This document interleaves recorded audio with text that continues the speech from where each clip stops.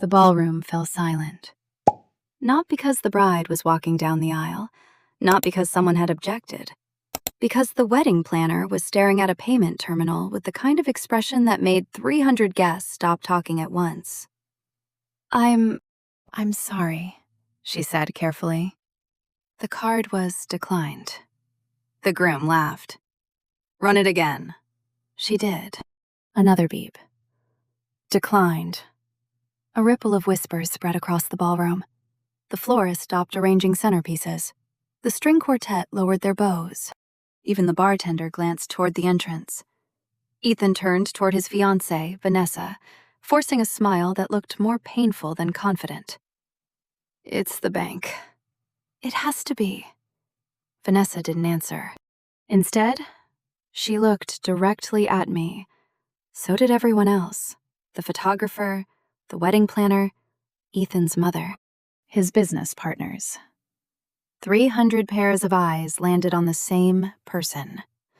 Me. Because for the last 8 years, whenever Ethan made a financial mess, I fixed it. And they all believed I would do it again. They were wrong. 3 months earlier, I'd signed the divorce papers with one promise to myself. No more rescuing him.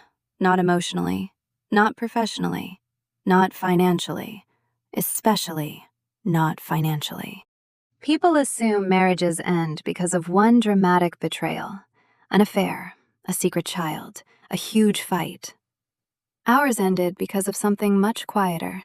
Every time Ethan made a reckless decision, he'd smile, look at me, and say the same 6 words. You'll figure something out, Claire. For years, I did, until one day, I realized I wasn't his wife anymore. I was his emergency exit. The first time we met, Ethan had almost nothing. Neither did I. We were both 27, working 80-hour weeks, dreaming about companies we didn't own, homes we couldn't afford, vacations we promised we'd take one day. Those dreams never scared me. What scared me was how slowly one person can begin believing someone else's sacrifices are simply expected. Northgate Solutions started in our garage. The company officially listed Ethan as CEO. Clients liked confident founders. Investors liked charismatic men. I preferred spreadsheets to spotlights. So I became Chief Financial Officer. Unofficially, most people assumed Ethan built the company. I never corrected them. Not because I lacked confidence, because at the time, I believed we were building something together. 5 years later, Northgate had become one of the fastest-growing logistics software firms in the state. New headquarters, 43 employees, 7-figure contracts. Industry awards. People loved interviewing Ethan. Very few people even knew my name. That was fine. Until it wasn't. The first warning came 2 years before the divorce. Ethan bought a $70,000 sports car without telling me. When I asked why, he laughed. It'll be good for our image. Our image? Our clients expect success. I opened the budget spreadsheet. We're delaying employee bonuses this quarter. We'll make it back. He smiled the same smile he'd used since we were 27. You'll figure something out. I did. Again. Then came luxury golf memberships, private flights, investor retreats that somehow included beach resorts. Every purchase sounded reasonable when explained individually. Together, they became a lifestyle the company couldn't actually support. Whenever I questioned another expense, Ethan accused me of thinking too small. You always focus on what could go wrong. Because that's my job. No, he laughed. Your job is making impossible things possible. At the time, I thought it was a compliment. Now, I recognize it for what it really was. Permission. Permission for him to keep making impossible promises because he believed I'd always find a way to pay for them. The affair didn't begin with a hotel room. It began with applause. Vanessa joined Northgate as Director of Brand Partnerships. She was talented, charming, confident. She knew exactly how to make investors feel like the smartest people in the room. She also admired Ethan, openly. She laughed at every joke, praised every presentation, repeated every story he'd already told. Nothing happened at first, or at least, nothing obvious. But admiration can become addictive when someone has spent years hearing the word no from the person protecting their finances. I was the woman who asked difficult questions. Vanessa became the woman who never asked any. The first time I suspected something wasn't because of lipstick, or perfume, or secret messages. It was because Ethan stopped arguing about money. Every budget I rejected, he accepted. Every expense report, approved without discussion. Every meeting ended early. People don't suddenly become reasonable. They become distracted. One Friday evening, our IT manager accidentally emailed me a tablet synchronization report while updating executive devices. It wasn't confidential, just routine maintenance. Most people would have ignored it. I almost did. Until one line caught my attention. Executive tablet, secondary calendar synced. I frowned. Northgate only issued one executive calendar, so why was there a second? I closed the report, then opened it again. A dozen appointments appeared. None matched Ethan's official schedule. No client names, only initials. Restaurants, boutique hotels, private lounges. Always during meetings he claimed were with investors. I told myself there had to be an explanation. I wanted there to be. Because once suspicion enters a marriage, every ordinary silence begins sounding guilty. I didn't confront him. Not yet. Instead, I started watching, listening, paying attention to details I'd ignored for years. Little things, like how Ethan suddenly protected his phone with a privacy screen. How Vanessa always seemed to know when he'd be running late. How business trips somehow lasted one extra night. Individually, they meant nothing. Together, they formed a pattern I couldn't unsee. 3 weeks later, I found the confirmation email. Not because I searched for it, because Ethan forwarded the wrong attachment while asking me to approve travel expenses. Buried beneath hotel invoices was a luxury suite reservation. 2 guests, 1 king bed, 3 nights, signed with Ethan's corporate account. I stared at the screen. Didn't cry, didn't scream, didn't even feel angry. I just felt tired. Because deep down, I already knew. The email hadn't destroyed my marriage. It had simply removed the last excuse I'd been using to pretend it was still alive. 6 months later, our divorce was finalized. No dramatic courtroom battle, no social media war, no public accusations. Just signatures. Silence. And one sentence from Ethan as we walked out of the attorney's office. I hope one day you won't hate me. I looked at him for a long moment before answering. I don't hate you. You don't? No. I finally stopped trying to save you.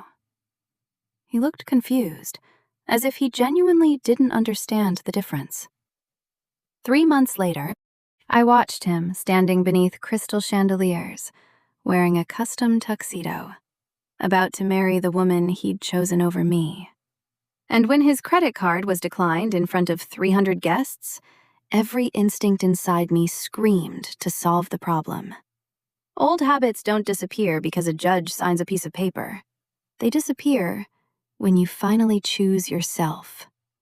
Just then, the wedding planner hurried toward me. Relief flooded her face.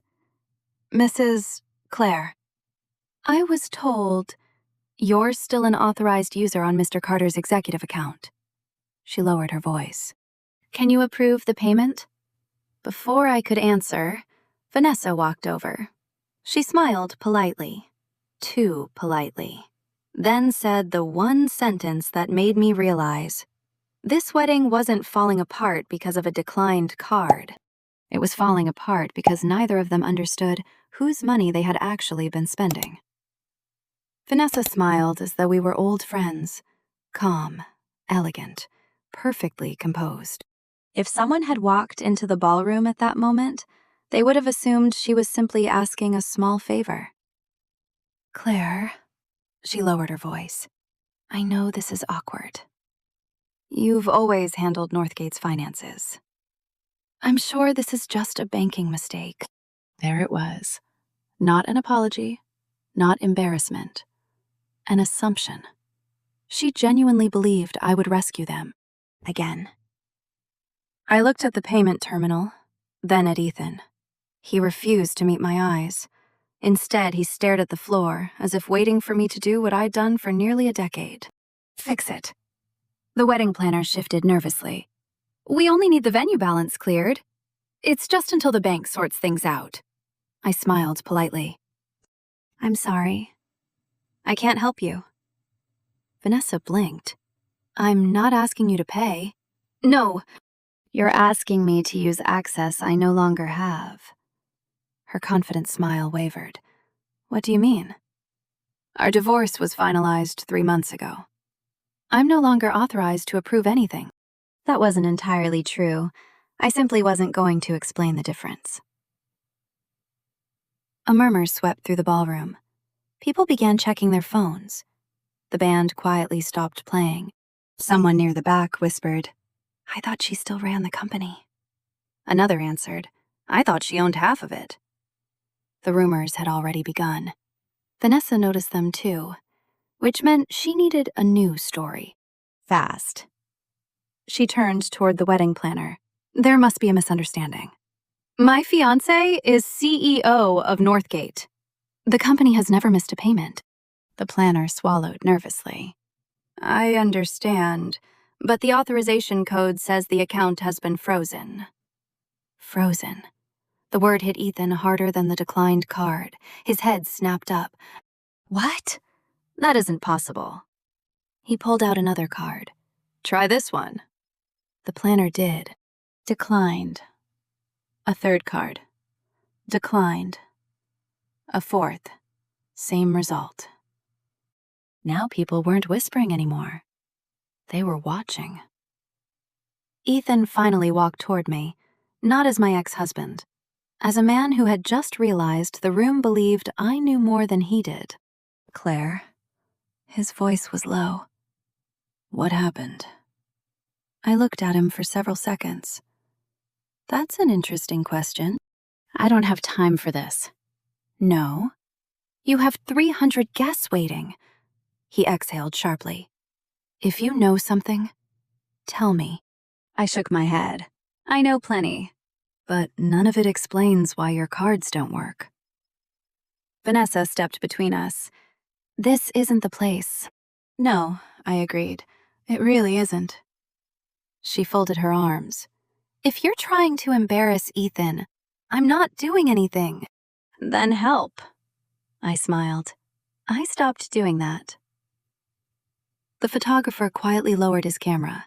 The officiant walked over to the wedding planner. The florist checked her watch. Every vendor had the same question. Who was paying? One of Ethan's investors approached cautiously. Everything okay? Ethan forced another smile. Small banking issue.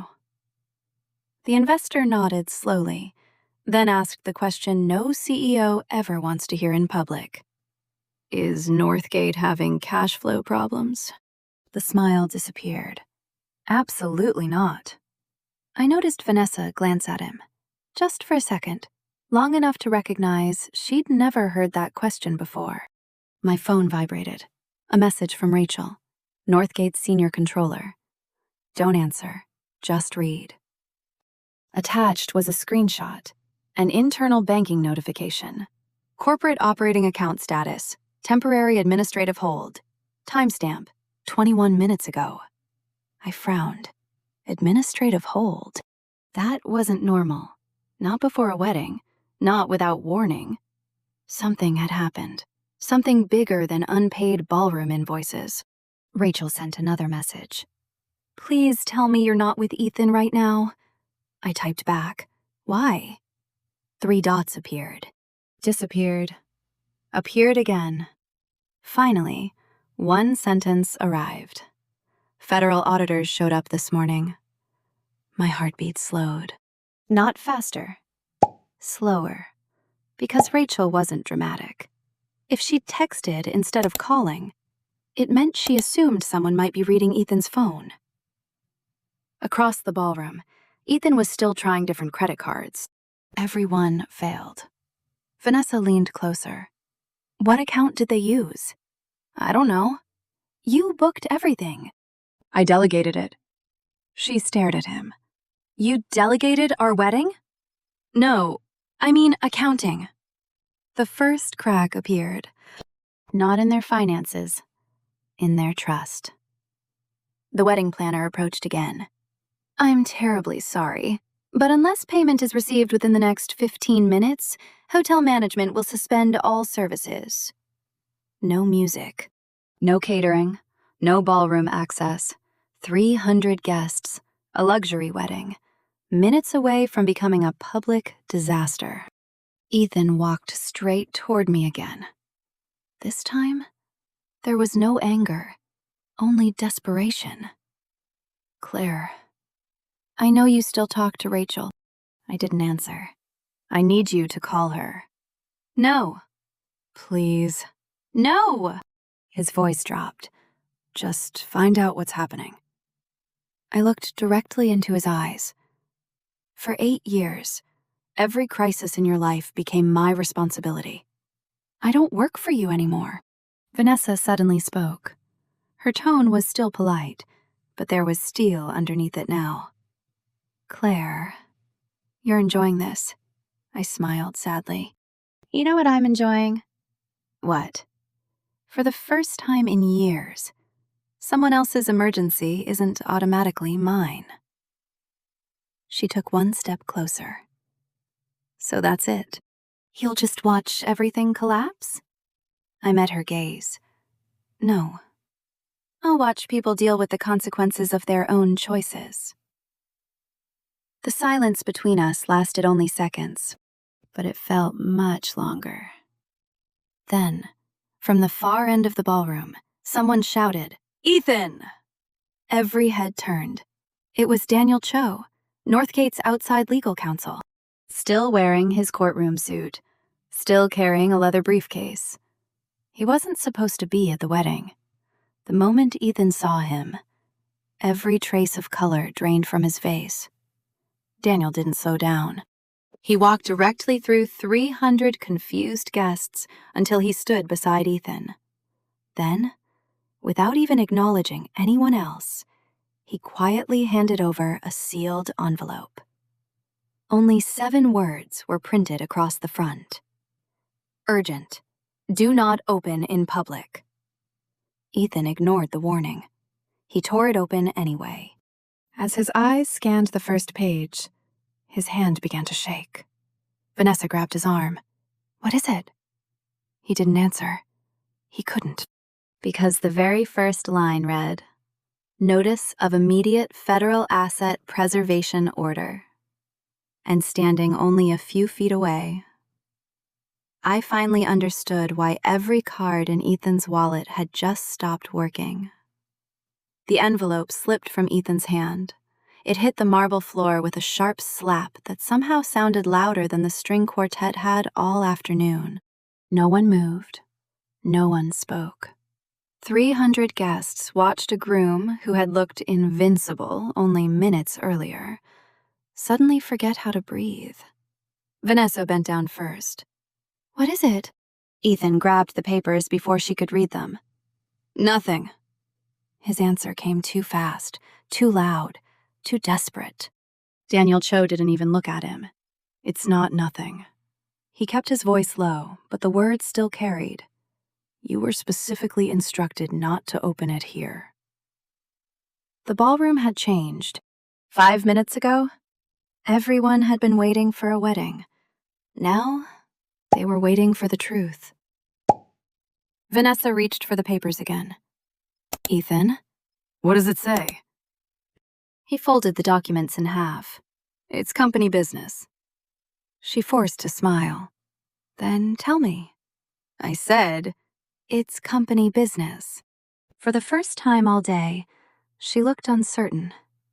Not because of the envelope. Because of him. The hotel manager walked over with 2 security supervisors. I'm sorry, Mr. Carter. If payment isn't received within 10 minutes, we'll have to suspend the event. Ethan looked at Daniel. Fix this. Daniel didn't move. I can't. You can call the bank. I already did. What did they say? Daniel held his gaze. They didn't freeze the accounts. Ethan frowned. What? They froze access. The difference landed like another punch. I watched Ethan's expression carefully. He knew exactly what that meant. This wasn't a credit card issue. Someone had legally prevented money from moving, which meant someone believed money had already moved somewhere it shouldn't have. Vanessa looked from Daniel to Ethan to me. What aren't you telling me? Neither man answered, so she asked again, louder. Ethan, what is happening? He rubbed both hands across his face. The auditors came this morning. The room seemed to shrink. What auditors? Federal. Her eyes widened. You told me they were doing a routine review. They were. Were? Daniel finally stepped in. No. They started as a routine review. They no longer are. The words hung in the air. Routine was no longer routine. My phone vibrated again. Rachel. Only 4 words. They're searching your office. My office. Not Ethan's. The office I'd cleaned out after the divorce. I immediately called her. She answered before the first ring finished. Claire, what's happening? They arrived with warrants. Warrants? Digital records. Accounting servers. Executive emails. I closed my eyes. They're imaging everything. Who authorized it? I don't know. But they're asking about Northgate Capital. I frowned. Northgate Capital? There was no company called Northgate Capital. Only Northgate Solutions. Unless... A memory flashed across my mind. 8 months earlier, late at night. Ethan had walked into my office carrying incorporation papers. Can you sign these? What are they? Just a holding company. What for? Tax planning. I'd skimmed the first page, then handed it back. I'm not signing something I haven't reviewed. He laughed. I'll get legal to explain it. He never brought it up again. At least, not to me. Back in the ballroom, Daniel was speaking quietly. Too quietly. I couldn't hear the words. But I didn't need to. Ethan's face answered every question. He wasn't surprised. He was terrified. Terrified in the way people become when the thing they've been hoping stays hidden suddenly becomes public. Vanessa grabbed his wrist.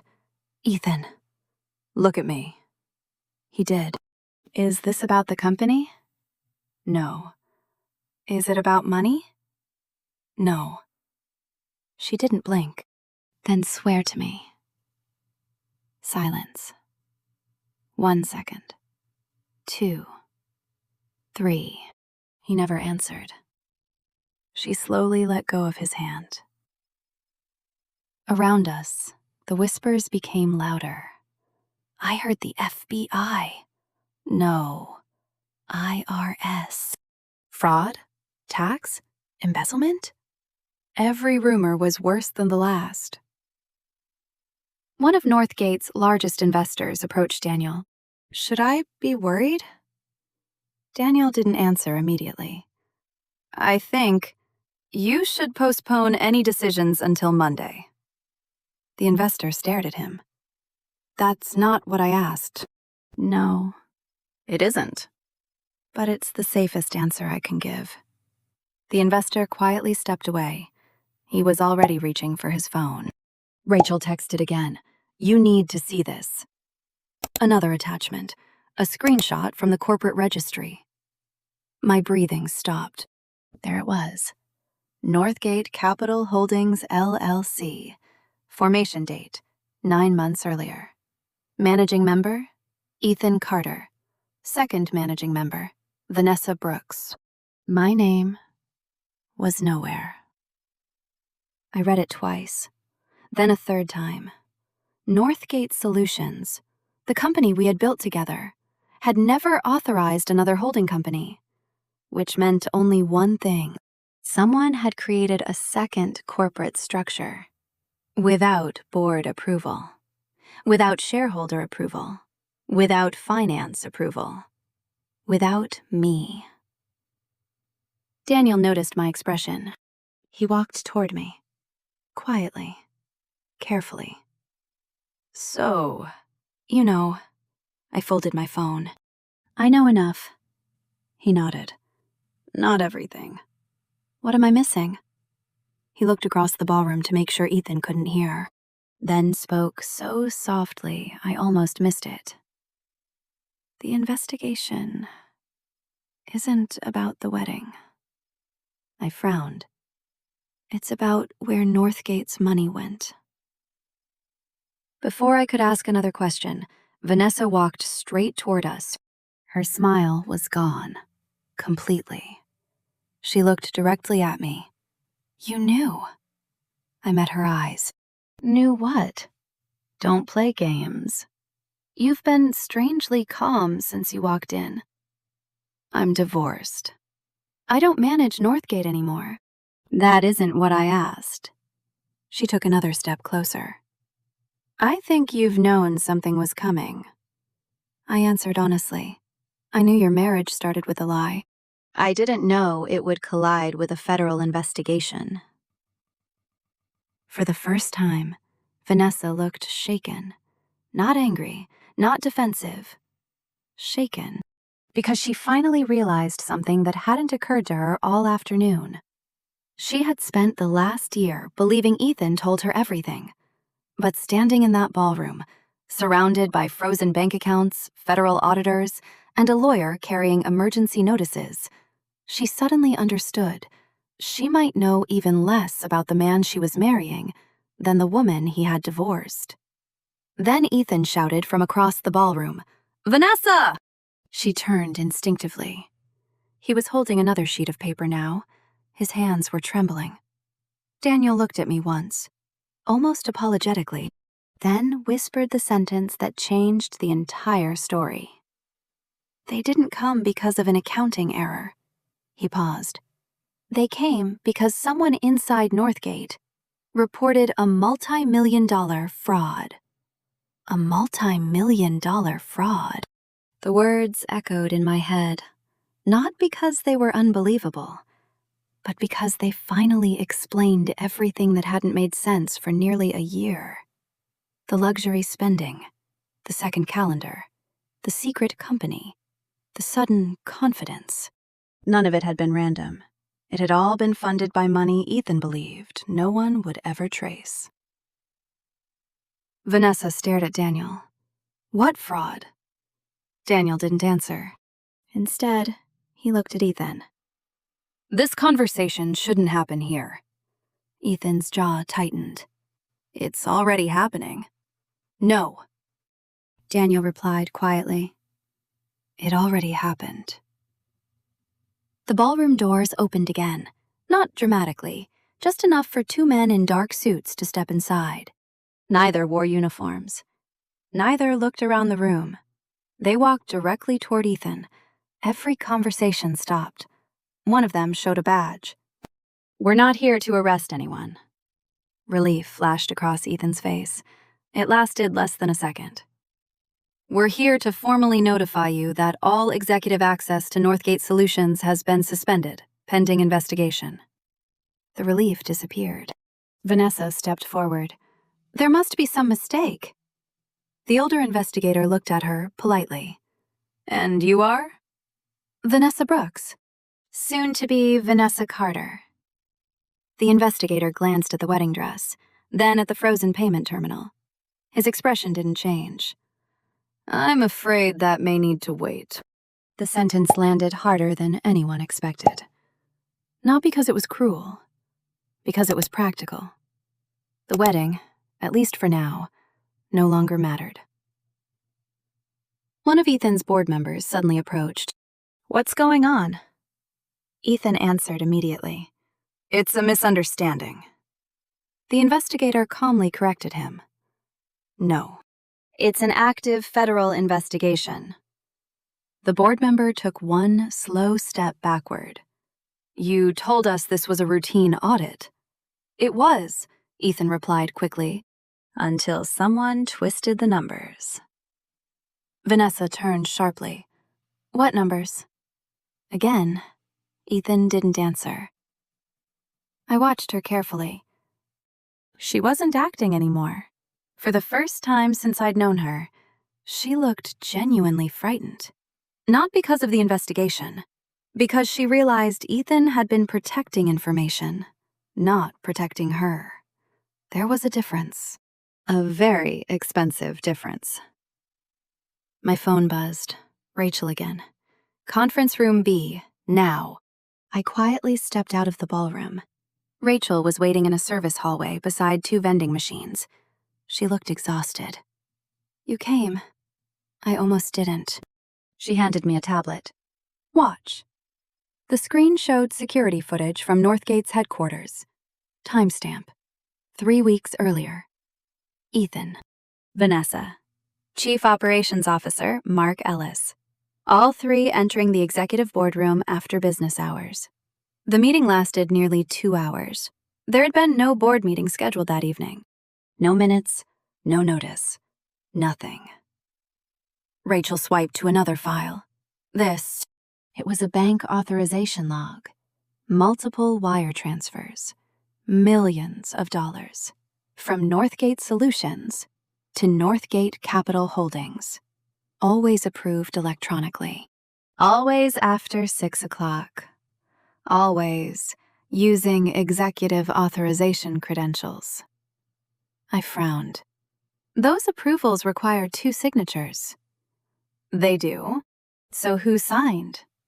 Rachel slowly zoomed in. First approval, Ethan Carter. Second approval, Claire Bennett. My stomach dropped. I never signed these.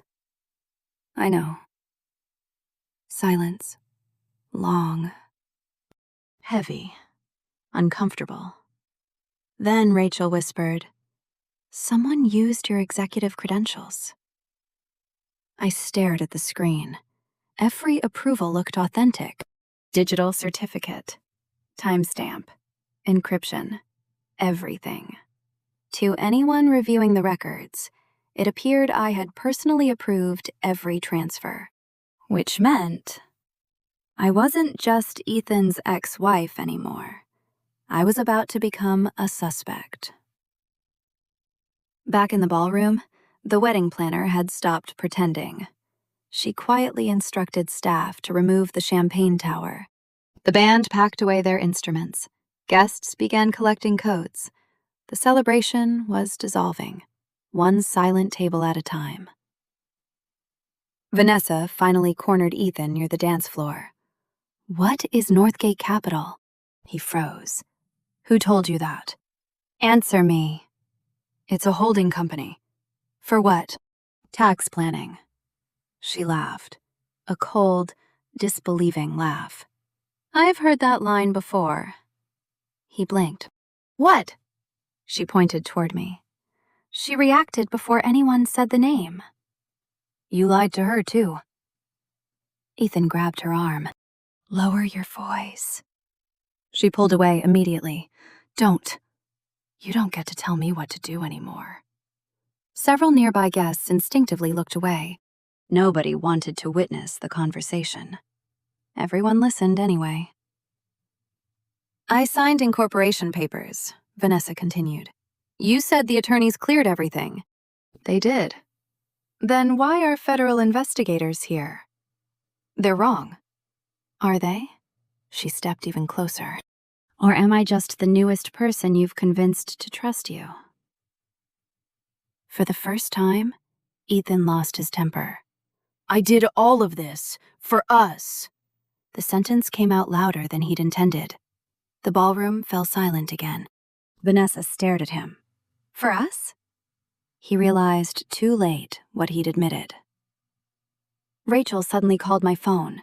Claire, you need to leave. Why? They've started interviewing employees. So? They just requested your personnel file. My heartbeat slowed. They think I was involved. No, Rachel answered carefully. They don't know who was involved. Yet. I looked back through the ballroom doors. Ethan was still arguing with Vanessa. The investigators were speaking with board members. Guests were leaving in confused silence. A wedding that had begun with champagne was ending with lawyers. I turned to leave. Then someone called my name. Claire? I stopped. It was Daniel Cho. He looked more exhausted than I'd ever seen him. I've been looking for you. What is it? He hesitated. For the first time since I'd met him, the attorney looked genuinely conflicted. Then he handed me another sealed folder. Across the front, someone had handwritten just 3 words. For Claire only. I frowned. What's inside? Daniel held my gaze. The evidence. That proves someone forged your authorization. I reached for the folder. Then he quietly added one more sentence. But before you open it, there's something about Vanessa that even Ethan doesn't know. I didn't open the folder. Not right away. Instead, I looked at Daniel. What do you mean? Even Ethan doesn't know? Daniel let out a slow breath. I can't discuss an ongoing investigation. Then why tell me? Because if you read those documents, you'll think Vanessa planned everything. He shook his head. And that's not what the evidence says. I stared at him. So what does it say? It says she signed documents. I know. But it doesn't prove she understood what she was signing. He looked back toward the ballroom, where Ethan was still arguing with her. There's a difference. For the first time that afternoon, I felt something unexpected. Not sympathy. Perspective. People can become accomplices without ever realizing they're walking into someone else's plan. That didn't make them innocent, but it did change the story. I opened the folder.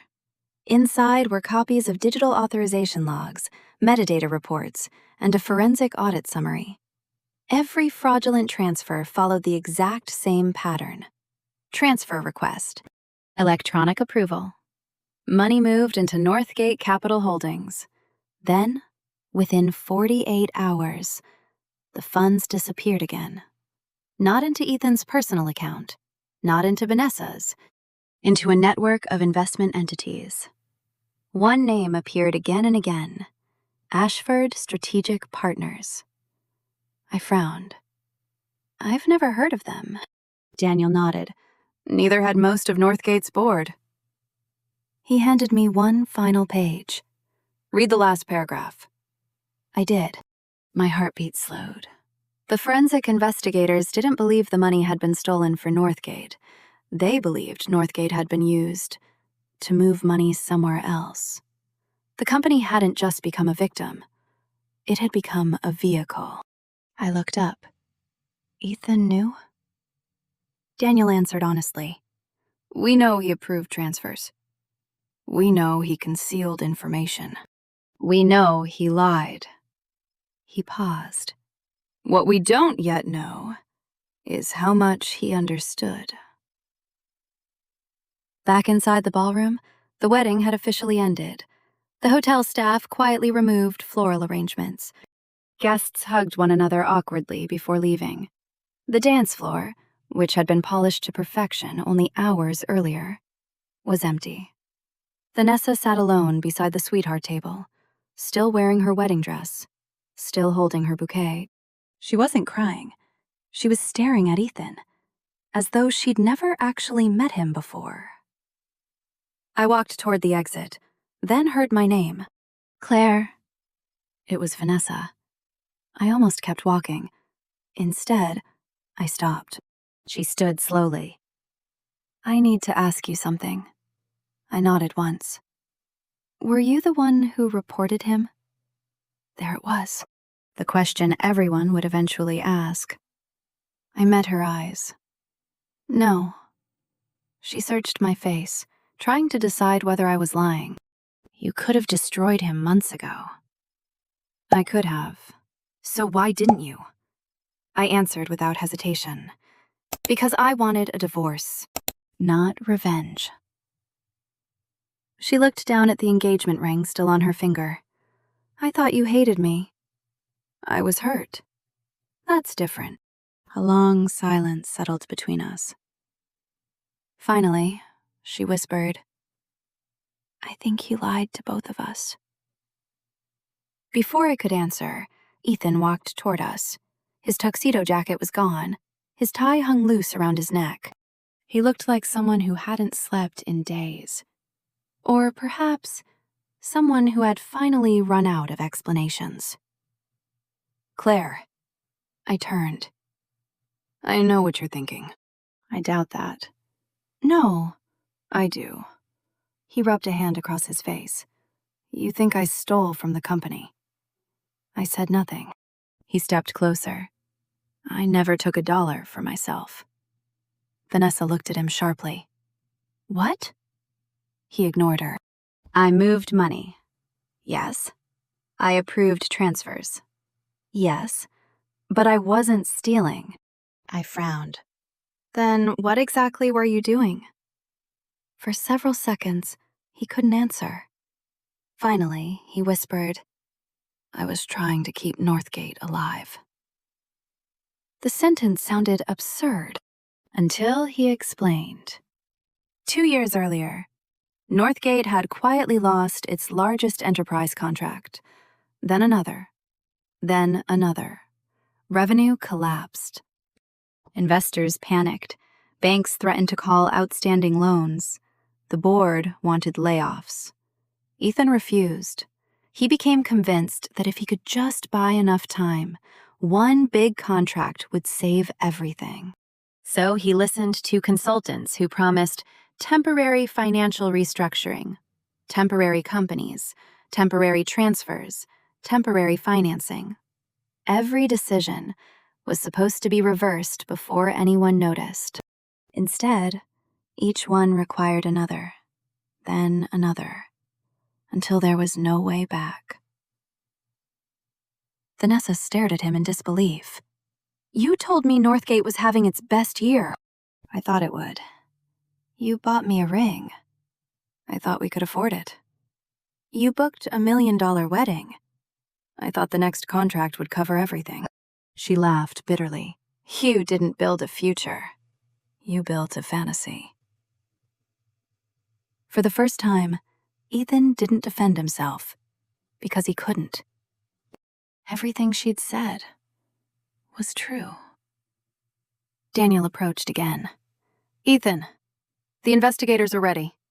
Ethan nodded, then turned toward me one last time. I know you probably believe I deserve everything that's happening. I looked at him carefully. I think you spent years believing good intentions could replace honest decisions. He closed his eyes. Maybe. No, I answered softly. Definitely. He started to walk away, then stopped. Without turning around, he asked the question neither of us had expected.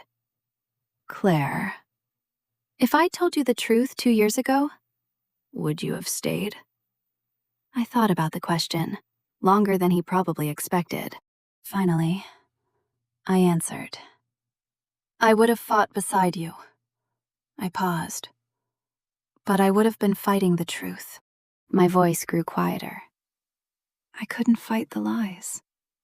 He nodded once, never looking back, then followed Daniel through the ballroom doors. Vanessa watched him disappear. She slowly removed her engagement ring, placed it on the sweetheart table, then looked at me. I don't think there'll ever be a wedding.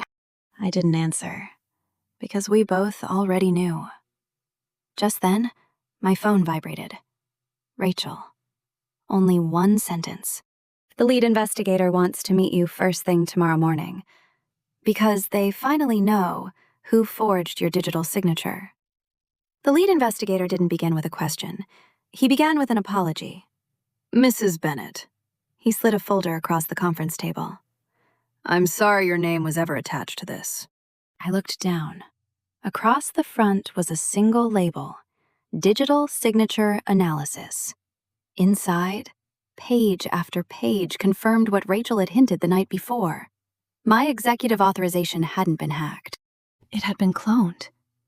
Someone inside Northgate had copied my digital certificate months before the divorce, then continued using it long after I'd resigned. The investigator looked at me. We're ready to clear your name.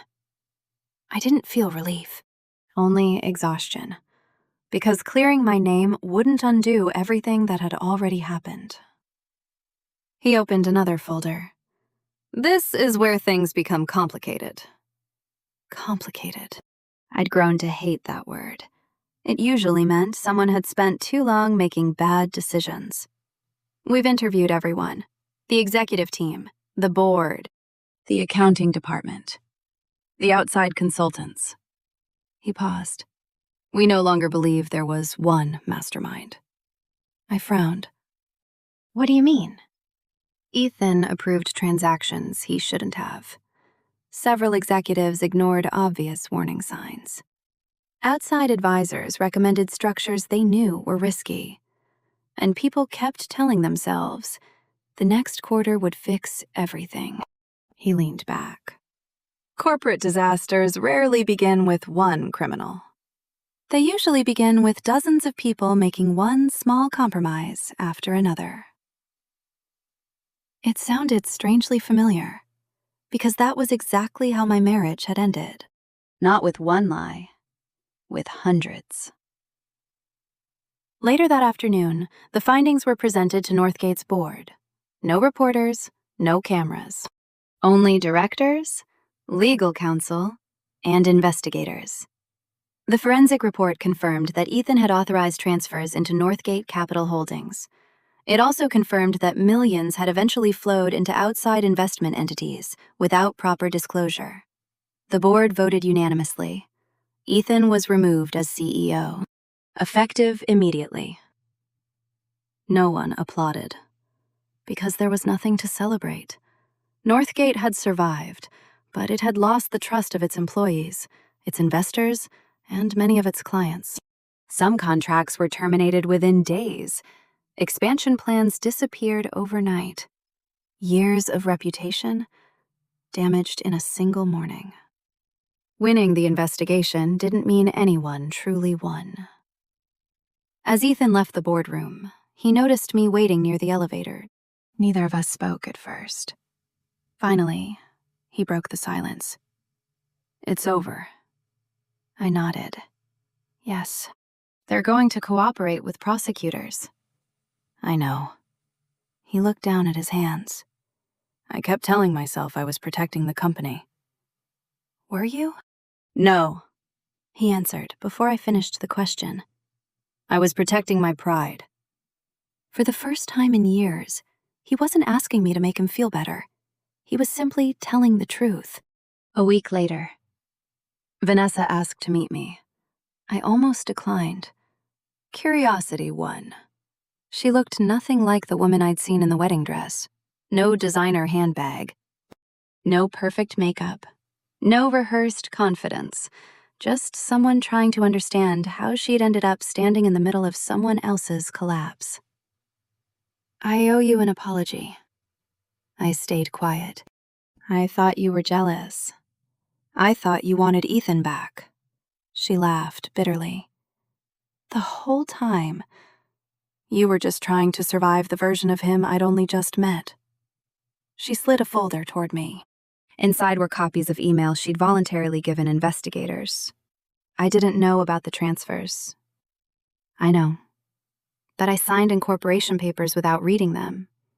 She shook her head. I wanted to believe him. So did I. Those 4 words surprised both of us, because they were true. We had trusted the same man, at different times, for different reasons, and we'd both paid for it. 3 months later, Northgate announced new leadership. Rachel was promoted to Chief Financial Officer. No one deserved it more. She called me after the announcement. You should have had this job years ago. I smiled. I never wanted the title. No, she laughed. You just did the work. The divorce had been finalized long before the investigation ended. There were no assets left to fight over. No dramatic courtroom speeches. No last-minute reconciliation. Just paperwork, consequences, and silence. Sometimes, that's what accountability looks like. One rainy afternoon, my phone rang. It was Ethan. I almost let it go to voicemail. Instead, I answered. I won't keep you long. His voice sounded older. I'm starting over. I heard. I sold the lake house. I don't own the sports car anymore. I moved into a small apartment. I listened quietly. I wanted to tell you something. What? I finally read every audit report. And there wasn't a single place where everything collapsed. He laughed softly. It happened one shortcut at a time. I closed my eyes. So did our marriage. Neither of us spoke after that, because there wasn't anything left to argue about. 6 months after the wedding that never happened, I drove past the same hotel. The ballroom lights were glowing through the windows. Another couple was celebrating. Another first dance. Another beginning. For a moment, I remembered standing in that same room while 300 strangers waited for me to save the man I'd already spent years saving. I smiled, then kept driving. Not because I was running away, because I finally understood something I'd spent years learning the hard way. Love is generous, but generosity without boundaries becomes permission. Loyalty is beautiful, but loyalty without honesty becomes self-destruction. You cannot save someone who keeps confusing your sacrifice with their entitlement. And the hardest lesson of all is realizing that walking away from someone you love comes permission. Loyalty is beautiful, but loyalty without honesty becomes self-destruction. You cannot save someone who keeps confusing your sacrifice with their entitlement. And the hardest lesson of all is realizing that walking away from someone you love isn't always giving up on them. Sometimes, it's the only way to stop helping them destroy themselves. So let me ask you something. If your ex's entire wedding collapsed because everyone assumed you would rescue them one last time, would you have stepped forward? Or would you have done exactly what I finally learned to do? Walk away and let them face the bill they created themselves.